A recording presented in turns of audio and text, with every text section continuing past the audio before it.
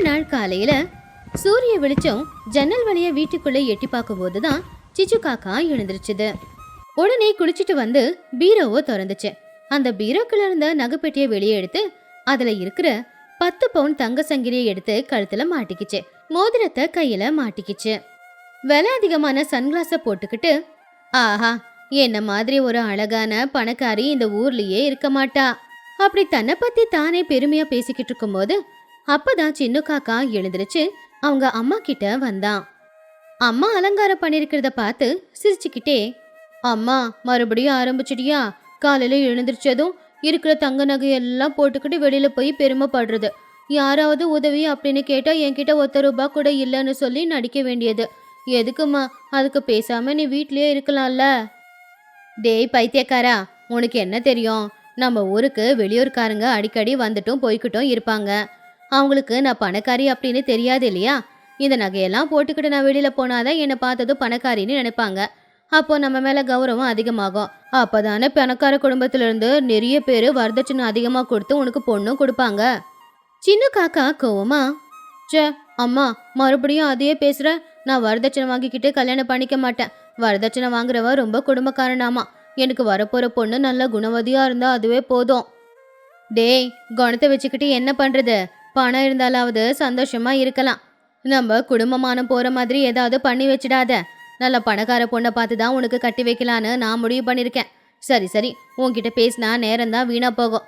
நான் லூசிபுராவோட டீ கடைக்கு போயிட்டு வரேன் அப்படின்னு சொல்லி சிச்சு காக்கா லூசியோட டீ கடைக்கு போச்சு. லூசிபுராவோட டீ கடை ஊருக்கு நடுவுல இருந்துச்சு. ஊரை சேர்ந்தவங்க எல்லாருமே எப்பவுமே அங்க உட்காந்துக்கிட்டு கதை பேசிக்கிட்டு இருப்பாங்க. சிச்சு காக்கா கடைக்கு வந்த உடனே லூசி அவளுடைய மனசுக்குள்ள, வந்துட்டாப்பா மகாராணி, கழுத்து நிறைய நகையும் கையில மோதிரமும் காஸ்ட்லி கூலிங் கிளாஸ் மட்டும் போட்டுக்கிட்டு வந்துடுவான். ஆனா டீ குடிச்சு பணம் மட்டும் கொடுக்க மாட்டா. சிச்சு காக்கா அந்த டீ கடை பெஞ்சில் உக்காந்துக்கிட்டு, லூசி, நல்லா ஸ்ட்ராங்கா ஒரு டீ போட்டு கொடு, தலைவலி தாங்க முடியல. லூசி புறா டீ போட்டு எடுத்துட்டு வந்து கொடுத்தா. சிச்சு டீ குடிச்சுக்கிட்டே முன்னாடி உட்காந்துருக்கிற சோட்டு கிளி பன்னு கிளி 2 பேருக்கிட்டையுமே பேச ஆரம்பிச்சுது. ஏண்டி சோட்டோ, உன் புள்ள பன்னுவுக்கு ஏதாவது சம்மந்தம் வருதா? என் புள்ள சின்னவுக்கு நிறைய பேர் பொண்ணு கொடுக்க போட்டி போடுறாங்க. சில பேர் 50 லட்சம் ரூபாய் வரதட்சணை கொடுக்கறோம் அப்படின்னு வேற சொல்றாங்க. அப்போ சோட்டு கிளி சிச்சு கிட்ட, ஐயோ எங்களுக்கு அதெல்லாம் வேணாக்கா, ஏதோ ஒரு நல்ல பொண்ணு மருமகளா வந்தா அதுவே போதும். அப்பதான் அந்த பக்கமா வந்த மகிக்கழுகு சிச்சு காக்காவை பார்த்து டீ கடைக்கு போச்சு. மகிக்கழுகு அந்த ஊர்ல ஒரு பெரிய ஸ்கூல் நடத்திக்கிட்டு இருந்துச்சு. அட சிச்சோ, வணக்கங்க. என்ன இன்னைக்கு பாக்குறதுக்கு ரொம்ப அழகா இருக்கீங்க. கழுத்துல ஜொலி ஜொலிக்கிற செயின், கையில மோதிரம், கண்ணுல கிளாஸ், அழகா இருக்கீங்க. சிச்சு காக்கா பெருமையா சிரிச்சு, அதெல்லாம் இருக்கட்டும், என்ன வேணும் மகி? நீ இப்படி புகழ்ந்தாலே ஏதோ கேட்க போறேன்னு தானே அர்த்தம். மகிக்கழுகு கொஞ்சம் தயக்கமா, அது ஒன்னும் இல்லைங்க. கேட்க கொஞ்சம் தயக்கமா தான் இருக்கு. எங்க ஸ்கூல் இருக்கு இல்லையா, அது கொஞ்சம் பழைய ஸ்கூல் இல்ல, அதான் கொஞ்சம் சரி பண்ணலான்னு பணத்தை சேர்த்துட்டேன். ஒரு 10,000 ரூபாய் மட்டும் தான் குறையுது. நீங்க கொடுத்தீங்கன்னா பணம் வந்ததுக்கு அப்புறம் திரும்ப கொடுத்துருவேன். 10,000 அப்படின்னு சொன்னதை கேட்டு சிச்சு காக்காவுக்கு ஒரு நிமிஷம் இதயமே நின்னு போச்சு. ஆனா வெளியில யாருக்கும் தெரியக்கூடாதுன்னு உடனே அவ ஒரு நடிப்பு போட்டான். சிச்சு காக்கா ரொம்பவும் பரிதாபமா, ஐயோ மகி, பள்ளிக்கூட விஷயங்கிற 10,000 ரூபாய் இல்ல, 10 லட்சம் கேட்டாலும் நான் கொடுப்பேன். ஆனா என்ன பண்றது, இப்பதான் வீட்டுல பணம் இருந்தா சேஃப்டி கிடையாதுன்னு சொல்லி எல்லா பணத்தையும் பேங்க்ல பிக்ஸட் டெபாசிட்ல போட்டு வச்சிட்டேனே. இப்போ அதுல இருந்து பணம் எடுக்கணும்னா எனக்கு நஷ்டமாயிடும் இல்லையா? அதான் உனக்கு கொடுக்க முடியல. சரி, நீ ஒன்னும் கவலைப்படாத. எனக்கு அடுத்த மாசம் கொஞ்சம் கைக்கு பணம் வர வேண்டியது இருக்கு. பணம் வந்ததும் உன்னை ஃபோன் பண்ணி கூப்பிட்டு கொடுக்கறேன். மகிக்கழுகு சிச்சு சொன்னதை நம்பி, ரொம்ப தேங்க்ஸ் சிச்சு, நீ சொன்னா நிச்சயமா செய்வ அப்படிங்கிற நம்பிக்கை எனக்கு இருக்கு. சரி சரி, எனக்கு வேலை இருக்கு அப்படின்னு சொல்லி சிச்சு காக்கா அங்கிருந்து போயிடுச்சு. ஏங்க சிச்சு, டீக்கு காசு? அது அவ காதுல விழாத மாதிரியே சிச்சு காக்கா கவனிக்காத மாதிரியே கிளம்பிட்டான். இப்படியே நாட்களும் போச்சு. சிச்சுவோட பிசுனாரித்தனமும் பெருமை பாடுறதும் அதிகமா தான் ஆச்சு. இது எல்லாத்தையும் பாத்துக்கிட்டு இருந்த சின்னவுக்கு அவங்க அம்மா பண்றது பிடிக்காம அவகிட்ட பேசுறதையே விட்டுட்டான். ஒரு நாள் மதிய நேரம் சிச்சு காக்கா அவ வீட்டுல படுத்துக்கிட்டு இருக்கும் போது அவளுக்கு ஒரு கால் வந்துச்சு. அது ஒரு புது நம்பர்ல இருந்து வந்துச்சு. ஹலோ, யார் அது? அப்போ யாரோ ஒருத்தங்க ரொம்பவும் நல்லவங்க மாதிரி, வணக்கம் மேடம், நாங்க நேஷனல் பேங்க் பிரான்ச்ல இருந்து பேசிக்கிட்டு இருக்கோம். நீங்க பல வருஷமா எங்க பேங்க்ல அக்கவுண்ட் வச்சதுனால உங்களுக்கு 10 லட்சம் ரூபாய் லாட்டரி அடிச்சிருக்குங்க. Congrats madam. 10 லட்சம் அப்படின்னு ஒரு வார்த்தை காதுல விழுந்த உடனே சிச்சு காக்கா அதோட வாய பொளந்து உண்மைதானா அப்படின்னு கேட்டுச்சு. 10 லட்சமா? உண்மையாவா? எனக்கா? ஆமா மேடம், உங்களுக்கு தான். இப்போ உங்க மொபைல் போனுக்கு ஒரு லிங்க் அனுப்புறேன். அந்த லிங்கை கிளிக் பண்ணி டீடைல்ஸ் எல்லாத்தையுமே நீங்க ஃபில் பண்ணிட்டீங்கன்னா அடுத்த 5வது நிமிஷம் உங்க அக்கவுண்ட்டுக்கு 10 லட்சம் ரூபாய் வந்துருங்க. சிச்சு காக்காவுக்கு பேராசை அதிகமாச்சு. அந்த பேராசை அவளுடைய கண்ணை மறைச்சது. கொஞ்சம் கூட முன்ன பின்ன யோசிக்காம மொபைல் போனுக்கு வந்த அந்த லிங்கை அவ கிளிக் பண்ணா. அவளுடைய பேங்க் டீடைல்ஸ், பாஸ்வேர்ட் எல்லாத்தையுமே அதுல போட்டா. அவ்வளவுதான், மறு நிமிஷமே அவ போனுக்கு ஒரு மெசேஜ் வந்துச்சு. உங்க அக்கவுண்ட்ல இருந்து 5 லட்சம் ரூபாய் டெபிட் ஆயிருக்குன்னு. அத பார்த்த உடனே சிச்சு காக்காவுக்கு இதயமே நின்னு போச்சு. என்ன இது, பணம் வரும்னு பார்த்தா இருக்கிற பணம் போயிடுச்சே அப்படின்னு சொல்லி அவ பதறதுக்கு முன்னாடியே இன்னொரு மெசேஜ் வந்துச்சு. சிச்சு காக்கா அக்கவுண்ட்ல இருந்த மொத்த பணமும் போயிடுச்சு. சிச்சு காக்கா சத்தமா கத்தி, ஐயோ என் பணம் எல்லாமே போயிடுச்சே. அந்த சத்தத்தை கேட்டு சின்ன அவனுடைய ரூம்ல இருந்து அவங்க அம்மா ரூமுக்கு வந்தான். விஷயம் தெரிஞ்சுக்கிட்டு தலையில கை வச்சுட்டான். சின்ன காக்கா அவங்க அம்மா கிட்ட கோவமா, உனக்கு கொஞ்சமாவது அறிவு இருக்காமா? நான் எத்தனை தடவை சொல்லியிருக்கேன் இந்த மாதிரி லிங்க் எல்லாம் கிளிக் பண்ணாதன்னு. தினமும் நியூஸ் பேப்பர்ல நியூஸ்ல எல்லாம் சொல்லிக்கிட்டு இருக்காங்கல்ல, அப்பெல்லாம் அதை பார்க்காம என்ன பண்ணிக்கிட்டு இருந்த? வாழ்க்கை பூரா கஷ்டப்பட்டு சேர்த்து வச்ச பணம் எல்லாத்தையுமே இப்படி எழுந்துட்டு நிக்கிறியே. சிச்சு காக்கா உடனே மயக்கம் போட்டு கீழே விழுந்துருச்சு. அந்த நொடியில இருந்து அவளுடைய வாழ்க்கை மாறிடுச்சு. ரொம்ப நாளா படுத்த படுக்கையாதான் இருந்தா, சாப்பிட கூட இல்ல. தினமும் உடம்பு நிறைய தங்க நகையை போட்டுக்கிட்டு இருந்தவ இப்ப கலையே இல்லாம படுத்துக்கிட்டு இருந்தா. இருந்த பணம் எல்லாம் போச்சு, நான் பிச்சைக்காரியா ஆயிட்டேன் அப்படின்னு சொல்லி அவ அழுதுகிட்டே இருந்தா. ஊர்ல எல்லாருக்கும் இந்த விஷயம் தெரிஞ்சு அவங்க எல்லாரும் ரொம்ப வருத்தப்பட்டாங்க. அம்மாவோட நிலைமைய பார்த்து சின்ன காக்கா ரொம்பவும் வருத்தப்பட்டா. என்ன இருந்தாலும் பெத்த அம்மா இல்லையா, அதனால அவங்க அம்மா பக்கத்துல உட்காந்துக்கிட்டு பாசமா, அம்மா இன்னும் எத்தனை நாளைக்கு இப்படி இருக்க போறம்மா? உன்னை இப்படி பார்க்க எனக்கு முடியலம்மா. பணம் போனா போகுது, நம்ம கிட்ட தைரியம் இருக்குல்லம்மா. நம்மளால இதே மாதிரி பணத்தை சம்பாதிக்க முடியுமா? அப்போ சிச்சு காக்கா, என்னது பணம் போனா போகட்டுமா? எப்படிடா இப்படி உன்னால சொல்ல முடியுது? என் வாழ்க்கை பூரா நான் கஷ்டப்பட்டு சேர்த்து வச்ச பணம்டா, அந்த பணம் மொத்தமும் போச்சு. எனக்கு வேற எதுவுமே செய்ய தெரியாது. இப்ப நான் என்ன பண்றது? பேசாம நான் செத்துதான் போகணும். அம்மா ஏமா இப்படி எல்லாம் பேசுற? உன்கிட்ட ஒரு பெரிய வரம் இருக்கு, அதனை மறந்துட்டம்மா. சிச்சு காக்கா ஆச்சரியமா, என்னது வரமா? என்னது? ஆமா, நீ தோசை நல்லா செய்வல்லம்மா. சின்ன வயசுல இருந்து நான் சாப்பிட்டுக்கிட்டு இருக்கேன். நீ சுடுற மாதிரி தோசையை யாராலையும் சுட முடியாது. பேசாம சின்னதா ஒரு வண்டி வச்சு தோசை சுட்டு வியாபாரம் பண்ணுமா. நல்லா பணம் சம்பாதிச்சதுக்கு அப்புறமா நாம ஒரு பெரிய ஹோட்டலே கட்டலாமா. புள்ள சொன்ன வார்த்தைங்க சிச்சு காக்காவோட மனசுல ஒரு தைரியத்தை கொடுத்துச்சு. முதல்ல கொஞ்சம் தயக்கமா இருந்தாலும் இனி வாழ்ற வாழ்க்கைய வாழ்றதுக்காக ஏதாவது செய்யணும்னு முடிவு பண்ணுச்சு. அடுத்த நாள் சின்னவோட உதவியால ஊர் எல்லையில சின்னதா ஒரு ஹோட்டல் மாதிரி இடத்த அவ தயார் பண்ணா. சிச்சு காக்காவை யாரோ ஏமாத்தி சிச்சு மாறினா. ஆனா அவளுடைய கஞ்சத்தனம் மட்டும் போகவே இல்ல. அவளுடைய வியாபாரத்துல அவளுடைய கஞ்சத்தனத்தை காட்ட ஆரம்பிச்சா. கேஸ் அடுப்பை பயன்படுத்தின காசு செலவாகும்னு பழைய காலத்துல எல்லாரும் பயன்படுத்தின விறகடுப்பை பயன்படுத்தினா. அதே மாதிரி தட்டுல தோசை போட்டு கொடுத்து அதை கழுவுறதுக்கு சோப்பு எல்லாம் செலவாகும்னு சொல்லி பக்கத்துல இருக்கிற காட்டுக்கு போய் வாழை இலைய பறிச்சுட்டு வந்து எல்லாருக்கும் வாழை இலையில தான் சாப்பாடு போட்டா. தோசைக்கு தொட்டுக்க சட்னி அரைச்சா தேங்காய் உடைச்ச கடலை எல்லாம் பணம் கொடுத்து வாங்கணும்னு காய்கறி தோலை போட்டு அவ துவையில செஞ்சு கொடுத்தா. முதல்ல ஊச்சனுங்க எல்லாரும் அவளை பார்த்து சிரிச்சாங்க. சிச்சு காக்காவோட நிலைமை இப்படி ஆயிடுச்சு அப்படின்னு எல்லாரும் நினைச்சுக்கிட்டு இருந்தாங்க. ஆனா ஒரு தடவை அவ கடைக்கு போய் தோசை சாப்பிட்டாங்கன்னா எல்லாரும் அவங்க வாய மூடிப்பாங்க. அடுப்புல தோசை சுடுறதுனால சுவை கூடுச்சு. அது மட்டும் இல்லாம வாழை இலையில அந்த தோசையை வச்சு சாப்பிடுறது எல்லாருக்கும் பிடிச்சிருந்தது. அந்த சட்னியோட சுவைக்கு எல்லாரும் அடிமையாயிட்டாங்க. ரொம்பவும் கம்மி விலையில சுத்தமான ஒரு சூழல்ல தோசை விற்கிறதுனால அவளுடைய தோசை வியாபாரம் நல்லா நடந்துச்சு. சிச்சு காக்கா ஒரு காலத்துல மகிக்கழுகு, லூசிபுரா, டோனி எல்லாரையுமே அவமானப்படுத்துச்சு. ஆனா அதையெல்லாம் மனசுல வச்சுக்காம எல்லாருமே அவளுக்கு சப்போர்ட் பண்ண ஆரம்பிச்சாங்க. சிச்சு காக்கா தினமும் கஷ்டப்பட்டு வேலை செஞ்சு பணத்தை சம்பாதிக்க ஆரம்பிச்சுது. ஆனா இப்ப சம்பாதிச்ச பணத்தை எல்லாம் பீரோல வச்சு போட்டல. தான் புள்ள சொன்ன மாதிரி பெரிய ஹோட்டல் கட்டுறதுக்காக அதை சேர்த்து வச்சுக்கிட்டு இருந்தா. அவளுக்குள்ள இருக்கிற கஞ்சத்தனம் போகல. ஆனா அதுவே இப்ப அவளுக்கு பெரிய பலமா மாறுச்சு. பணத்தை வீணாக்க கூடாது அப்படின்னு அவ நினைச்சது இப்ப அவளுடைய வியாபாரத்தை பெரிய இடத்துக்கு கொண்டு போச்சு. சின்ன காக்கா அவங்க அம்மா கிட்ட வந்த மாற்றத்தை பார்த்து ரொம்பவும் பெருமைப்பட்டான். ஒரு நாள் தங்கம் போட்டு கிடைச்ச கௌரவத்தை விட இப்ப கஷ்டப்பட்டு சம்பாதிக்கும் போது கிடைக்கிற கௌரவம் தான் உண்மையான கௌரவம் அப்படின்னு சிச்சு காக்கா தெரிஞ்சுக்கிச்சு. சிச்சு காக்கா காலையில எழுந்திருச்சு தூக்க கலக்கத்தோட முதல்ல போனது அவங்க வீட்டு சமையலறைக்குள்ளதான். அதோட பார்வை நேரா மளிகை பொருட்கள் இருந்த இடத்துக்கு தான் போச்சு. ஒவ்வொரு டப்பாவையும் திறந்து பார்க்கும்போது சிச்சு காக்காவுக்கு மனசுக்குள்ள வருத்தம் வந்துச்சு. அட கடவுளே, என்ன இது, மளிகை சாமான் எல்லாமே காலியா இருக்கே. கொஞ்ச நாளைக்கு முன்னாடி தானே எல்லாத்தையும் வாங்கிட்டு வந்து வச்சேன். இப்பெல்லாம் நான் கொஞ்சமா சாப்பிடுறேன் போல, அதான் எல்லாம் சீக்கிரமா தீந்து போகுது அப்படின்னு அம்மாவோட பேச்சு கேட்டுக்கிட்டு இருந்த சின்ன காக்கா சிரிச்சுக்கிட்டு, அம்மா நீ கம்மியா சாப்பிடுறியா? நேத்து வடிச்ச சாப்பாடு குழம்பு எல்லாத்தையும் நீ தானே சாப்பிட்ட, எனக்காக கொஞ்சம் கூட நீ வைக்கவே இல்லையே. அப்போ சிச்சு காக்கா சின்னவ பார்த்து, டே சின்னோ, நீ வளர பையன்டா, ராத்திரி நேரத்துல அதிகமா சாப்பிட்டா உடம்பு கெட்டு போயிடும். அதனாலதான் உன்னோட பங்கையும் நானே சாப்பிட்டுட்டேன். உனக்கு நல்லது தானடா பண்ண. பாத்தியா என் தாய் பாசம்? உன்னோட பாசம் என் வயிற்றுக்கு தெரியலையேம்மா, எனக்கு இப்போ ரொம்ப பசிக்குதே. அதுக்கு தானடா இப்ப மளிகை சாமான் வாங்க கடைக்கு போக போறேன். இன்னைக்கு உனக்கு வயிறு நிறைய இல்லடா, கழுத்து வரைக்கும் கூட திருப்தியா சாப்பாடு போடுறேன் அப்படின்னு சொல்லி சிச்சு காக்கா பெரிய பையனை எடுத்துக்கிட்டு லூசிபுராவோட மளிகை கடைக்கு கிளம்புச்சு. சிச்சு காக்கா கடைக்கு வந்த உடனேயே லூசிபுரா ரொம்பவுமே சந்தோஷப்பட்டுச்சு.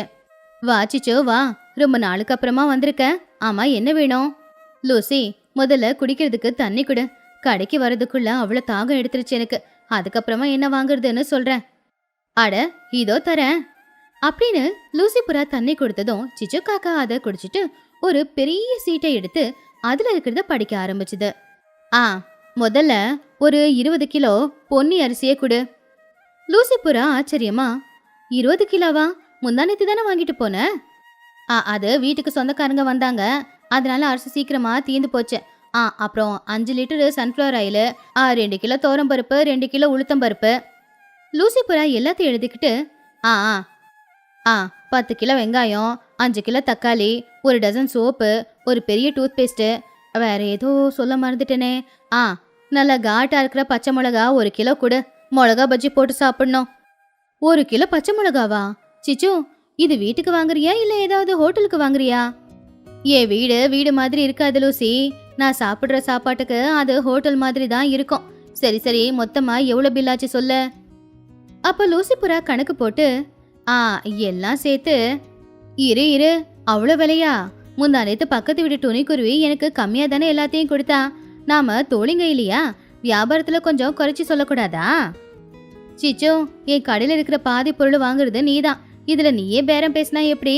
சரி விடு, உனக்காக ஒரு 10 ரூபாய் குறைச்சிக்கிறேன், சரியா? சிச்சு காக்கா சந்தோஷமா, இதுதான் நட்புங்கிறது. சரி சரி, எல்லாத்தையும் ஒரு பையில போட்டு கொடு. லூசிபுராவோட கடையில இருக்கிற பாதி பொருட்கள் எல்லாமே சிச்சு காக்காவோட பையில போட்டு கொடுத்துச்சு. தூக்க முடியாம அவ்வளவு பெரிய பைய தூக்கிக்கிட்டு சிச்சு காக்கா வீட்டுக்கு போச்சு. ரொம்பவும் சோர்வடைஞ்சு சிச்சு காக்கா வீட்டுக்கு வந்ததும் பைய அங்கேயே வச்சுட்டு சமையல் அறையில போய் சமையல் செய்ய ஆரம்பிச்சது. அந்த சமையல் மனம் வீடெல்லாமே பரவிக்கிட்டு இருந்துச்சு. சுட சுட சாப்பாடு, பொரியல், சாம்பாரு, ரசம், அதுக்கு தொட்டுக்கிறதுக்கு மிளகா பஜ்ஜி வேற செஞ்சிருந்தா. சின்ன காக்கா அந்த வாசத்தை பார்த்து உடனே சமையல் அறைக்குள்ள போனா. அம்மா வாசம் சூப்பரா இருக்கு, சீக்கிரம் சாப்பாடு போடு, பசி தாங்க முடியல. இருடா, அவசரப்பட்டா எப்படி? முதல்ல உனக்கே சாப்பாடு போடுறேன். சிச்சு காக்கா ஒரு சின்ன தட்டுல கொஞ்சம் சாப்பாடு, கொஞ்சம் குழம்பு, 2 மிளகா பஜ்ஜி வச்சு கொடுத்துச்சு. என்னம்மா இது பிரசாதமா கொடுக்குற? டேய், மதிய நேரம் வயிறார சாப்பிட்டா தூக்கம் வரும், அப்புறம் உன்னால படிக்க முடியாது, உன்னுடைய வளர்ச்சி தடுப்பட்டு போயிடும். உனக்கு நல்லது பண்றதுக்காக தான் அம்மா கொஞ்சமா கொடுத்துருக்கேன், அதை சாப்பிடு. சின்ன காக்கா சோகமா, உன்னோட பிளான் எனக்கு புரிஞ்சு போச்சுமா. இப்போ அவன் சின்ன காக்கா அதை கொஞ்சத்தையும் சாப்பிட்டுட்டு இந்த பக்கம் வந்துட்டான். சின்ன காக்கா சாப்பிட்டு போனதுக்கு அப்புறமா சிச்சு காக்கா ஒரு பெரிய தட்டுல எல்லாத்தையுமே வச்சு சாப்பிட ஆரம்பிச்சா. சாப்பிட்டுக்கிட்டு இருக்கிற அத்தனை நேரம் அவன் முகத்துல ஒரு நல்ல நிம்மதி தெரிஞ்சுது.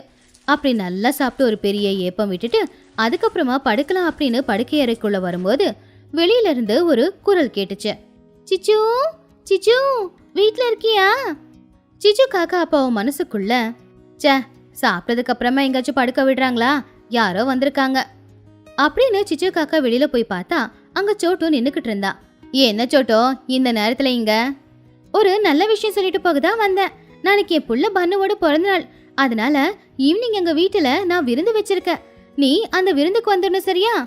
சிச்சு காக்கா அதோட மனசுக்குள்ள, அப்பாடா, நாளைக்கு சமைக்க வேண்டிய அவசியமே இருக்காது. கடவுளுக்கு என் மேல எவ்வளவு கருணை அப்படின்னு நினைச்சு சிச்சு காக்கா, அட பிறந்த நாளுக்காக எதுக்கு சோட்டோ இவ்வளவு செலவு பண்ற? பசங்க பிறந்த நாளுக்கெல்லாம் இவ்வளவு செலவு பண்ணலாமா? சரி, ஏதோ ஆசைப்பட்டு கூப்பிடுற, நான் வரேன். நாளைக்கு சாயந்தரம் தானே? ஆமா, சரி, எல்லாரையும் கூப்பிடணும். நான் கிளம்புறேன் சிச்சோ. ஆனா அதுக்கு முன்னாடி ஒரு விஷயம், ஏதாவது கிஃப்ட் வாங்கிட்டு வரணுமா? கிஃப்ட் வாங்க என்கிட்ட பணம் இல்ல சோட்டோ. அப்படி கிஃப்ட் வாங்கி தான் வரணும்னா நான் வர முடியாது. சோட்டு கிளி சிரிச்சுக்கிட்டே, அட கிஃப்ட் எல்லாம் எதுவும் வேண்டாம் சிச்சோ, நீ வந்தா மட்டும் போதும் அப்படின்னு சொல்லி சோட்டு போன உடனேயே சிச்சு காக்கா சந்தோஷத்துல குதிக்க ஆரம்பிச்சிட்டா. அடுத்த நாள் சாயந்தர நேரம் எல்லாருமே சோட்டு கிளியோட வீட்டுக்கு போனாங்க. மகிக்கழுகு, துணிக்குருவி, குஹுவாத்து, லூசிபுரா எல்லாருமே அவங்க கொண்டு வந்த கிஃப்ட பன்னுக்கு கொடுத்து அவனை ஆசீர்வாதம் பண்ணாங்க. கொஞ்ச நேரத்துல சிச்சு காக்கா, சின்னு காக்கா 2 பேருமே சோட்டுவோட வீட்டுக்கு வந்தாங்க. சிச்சு காக்காவோட பார்வை பன்னு மேல இருக்கல. சமையல் அறையில இருந்த வாசம் வரதே அது மேலதான் இருந்துச்சு. என்ன சிச்சு, என்ன பாத்துக்கிட்டு இருக்க? பன்னு எவ்வளவு அழகா ரெடியா இருக்கான்னு பாத்தியா? சிச்சு காக்கா சமையல் அறைய பாத்துக்கிட்டு, பாத்தேன் டோனி, சமையல இருந்து வாசம் நல்லா தான் வந்துகிட்டு இருக்கு. இவ பார்வை எப்பவுமே சாப்பாடு மேலதான் இருக்கும். அந்த பன்னுவுக்கு நீ வாழ்த்து செய்தியாவது சொன்னியா இல்லையா? வாழ்த்து சொல்றதையெல்லாம் பன்னு பாத்துப்பான். நான் இங்கிருந்தே அவனை வாழ்த்துக்கிறேன் அப்படின்னு சிச்சு காக்கா பேசிக்கிட்டு இருக்கும்போது அதோட பார்வை ஒரு இடத்துல அப்படியே நின்னு போச்சு. அப்பதான் சமையல் செய்யறவங்க அங்க டேபிள்ல நல்ல சுட சுட இருக்கிற மிளகா பஜ்ஜியை கொண்டு வந்து வச்சுட்டு போனாங்க. கிட்டத்தட்ட ஒரு 200 பஜ்ஜி ஒரு பெரிய மலை மாதிரி குவிஞ்சு இருந்துச்சு. அதை பார்த்த உடனே சிச்சு காக்காவோட கண்ணுல ஒரு வெளிச்சம். சிச்சு காக்கா அதோட மனசுக்குள்ள, ஆஹா, என்ன கலரு, என்ன மனம், இது எனக்காக தான் செஞ்ச மாதிரி இருக்கு. இத சாப்பிடலனா என் ஆன்மாவுக்கு சாந்தி கிடைக்காது. இது எனக்கு சொந்தம் அப்படின்னு சொல்லி சிச்சு யார் பார்வையிலையும் படாம மெதுவா அந்த பஜ்ஜி கிட்ட போச்சு. எல்லாரையும் கவனிச்சுது. எல்லாரும் பன்னுவை சுத்தி நின்னுக்கிட்டு இருந்தாங்க. அவங்க கூட சந்தோஷமா பேசிக்கிட்டு இருந்தாங்க. இதுதான் சரியான வாய்ப்புன்னு சொல்லி சிச்சு காக்கா கொஞ்சம் கூட தாமதிக்காம அந்த பஜ்ஜி எடுத்து சாப்பிட ஆரம்பிச்சுது. 1, 2, 10, 20 இப்படின்னு சிச்சு காக்கா பஜ்ஜி எல்லாத்தையுமே சாப்பிட ஆரம்பிச்சுது. அவளோட கையும் நல்லா வேலை செஞ்சது. அவ வாயும் மிஷின் மாதிரி போட்டது எல்லாத்தையுமே அரைச்சுக்கிட்டு இருந்துச்சு. இப்படி மலை மாதிரி குவிஞ்சு இருந்த அந்த பஜ்ஜி எல்லாமே காலி ஆயிடுச்சு. பிளேட் காலியானதும் சிச்சு காக்கா எதுவும் தெரியாத மாதிரி வந்து ஒரு ஓரத்துல உட்காந்துக்குச்சு. வயிறு ரொம்னதுனால அதால அசையக்கூட முடியல. கொஞ்ச நேரத்துல சோட்டு கிளி ஒரு மைக்கை எடுத்துக்கிட்டு, வந்தவங்களுக்கு நன்றி, இப்ப சுட சுட பஜ்ஜியோட இந்த விருந்த ஆரம்பிக்க போறேன், வந்தவங்க எல்லாரும் வாங்க அப்படின்னு சொல்லி எல்லாருமே சாப்பிடுற இடத்துக்கு போனாங்க. ஆனா மிளகா பஜ்ஜி இருக்க வேண்டிய இடத்துல காலி தட்டு தான் இருந்துச்சு. அப்போ சோட்டு கிளி சமையல்காரங்களை பிடிச்சி கத்தி, என்ன இது, பஜ்ஜி எல்லாம் எங்க? அப்போ சமையல்காரங்க, இங்க தாங்க வச்சுட்டு போனேன், 200 பஜ்ஜி இருந்துச்சுங்க. 200 பஜ்ஜி என்ன காத்தோட காத்தா பறந்து போச்சா, இல்ல கால் முளைச்சி நடந்து போச்சா? அப்படி எல்லாரும் ஒருத்தங்க பாத்துக்கிட்டாங்க. ஆனா சின்ன காக்காவுக்கு அவங்க அம்மா மேல சந்தேகம் வந்துச்சு. சிச்சு அசைய முடியாம ஒரு இடத்துல தனியா உட்காந்துக்கிட்டு இருந்தா. அப்ப சின்ன காக்கா மெதுவா சோட்டுவை தனியா கூட்டிட்டு போய் சொன்னா, சோட்டு ஆண்டி, எங்க அம்மா கிட்ட கேளுங்க. அப்போ எல்லாருடைய பார்வையும் சிச்சு காக்கா மேல போச்சு. அத பார்த்து சிச்சு காக்காவுக்கு பயம் வந்துருச்சு. சோட்டு கிளி சிச்சு பக்கத்துல போய், சிச்சு, இங்க வச்ச பஜ்ஜி ஏதாவது பாத்தியா? சிச்சு காக்கா பதட்டமா, என்னது பஜ்ஜியா? அதெல்லாம் நான் எதுவும் பார்க்கலையே. ஆனா கொஞ்ச நேரத்துக்கு முன்னாடி இந்த பக்கமா ஒரு பெரிய கழுகு பறந்து வந்துச்சு. ஒருவேளை பஜ்ஜி மொத்தத்தையும் அது தூக்கிக்கிட்டு போச்சோ என்னவோ. மகிக்கழுகு கோமா, என்ன, ஏன் இனத்தையே குறை சொல்றியா நீ? கழுகுங்க பஜ்ஜி சாப்பிடாது. அப்படியே இருந்தாலும் 200 பஜ்ஜி தூக்கிட்டு போற அளவுக்கு எந்த கழுகும் இல்ல, உன்னை தவிர. உண்மையை சொல்லு சிச்சு, பசங்க எல்லாரும் பஜ்ஜிக்காக ஆசையை காத்துக்கிட்டு இருக்காங்க. ஆமா, நான் தான் சாப்பிட்டேன். ஆனா இதுல ஏன் தப்பு எதுவும் இல்ல. அதுங்க எல்லாம் என்ன பார்த்து வா வா வந்து எங்களை சாப்பிடு அப்படின்னு பாசமா கூப்பிடும் போது தட்ட முடியல. அதனாலதான் நான் எல்லா பஜ்ஜியையும் போய் சாப்பிட்டுட்டேன். ஐயோ சிச்சு, உன் சாப்பாட்டுக்கு ஒரு அளவே கிடையாதா? கடையில இருக்கிற பாதி மளிகை சாமானையும் நீ வாங்கிடுற, இங்க எல்லா பஜ்ஜியையும் சாப்பிட்டுட்ட. சிச்சு சொன்னதை கேட்டு எல்லாருக்குமே முதல்ல கோவம் தான் வந்துச்சு. ஆனா அவளுடைய அப்பாவித்தனத்தை பார்த்து எல்லாருமே மனசுக்குள்ள சிரிச்சுக்கிட்டு தான் இருந்தாங்க. உன்கிட்ட பேச முடியாது, சரி வாங்க நாம போய் எல்லாரும் சாப்பிடலாம். எல்லாரும் சாப்பிட போனாங்க. ஆனா சிச்சு காக்கா மட்டும் ஒரு மூலையில தான் உட்காந்துக்கிட்டு இருந்துச்சு. 200 பஜ்ஜி சாப்பிட்டதுக்கு அப்புறமா விருந்து சாப்பாடு சாப்பிட்டு சிச்சு வயித்துல இடமோ இல்ல. எல்லாரும் போனதுக்கு அப்புறமா சின்ன காக்கா அவங்க அம்மா கிட்ட வந்தான். ஏமா இப்படி பண்ண? எல்லாரும் முன்னாடி இப்படி மானத்தை வாங்கிட்டியே, எல்லாரும் நம்மள பார்த்து சிரிச்சுக்கிட்டு இருக்காங்கம்மா. அப்போ சிச்சு காக்கா அதோட வயித்தை பிடிச்சுக்கிட்டு, அப்படி இல்லடா சின்னம், அந்த பஜ்ஜியை பார்த்தது என்ன என்னால கண்ட்ரோல் பண்ணிக்க முடியல. மூளை வேணான்னு சொன்னாலும் நாக்கு கேட்கலடா. எனக்குள்ள பெரிய போராட்டமே நடந்துச்சு. கடைசியில வயிறு தான் ஜெயிச்சுது. சின்ன காக்கா கோவமா, நீ பண்ணதுல போனது என்னுடைய மானம்தான். அப்படி சின்ன அவங்க அம்மாவை எதுவும் சொல்ல முடியாம கவலையா அங்கிருந்து போயிட்டான். சிச்சு காக்கா தனியா அங்க உக்காந்துக்கிட்டு அசைய முடியாம இருந்துச்சு. ஐயோ, இந்த பஜ்ஜி வயிற்றுக்குள்ள ஆட்டம் போட்டுக்கிட்டு இருக்கு. கொஞ்சம் பெருங்காயம் போட்டிருந்தா சீக்கிரமா ஜீரணமாயிருக்கும். இந்த சோட்டு சரியா சமைக்க கூட மாட்டேங்கிறா. மொத்த பஜ்ஜியையும் சாப்பிட்டது மட்டும் இல்லாம சிச்சு காக்காவோட சமையலையே குறை சொல்லிக்கிட்டு இருந்துச்சு சிச்சு காக்கா. அதை பார்த்து அங்கிருந்தவங்க எல்லாருக்குமே கோவம் வந்துச்சு. ஆனாலும் அவங்களால எதுவும் செய்ய முடியல.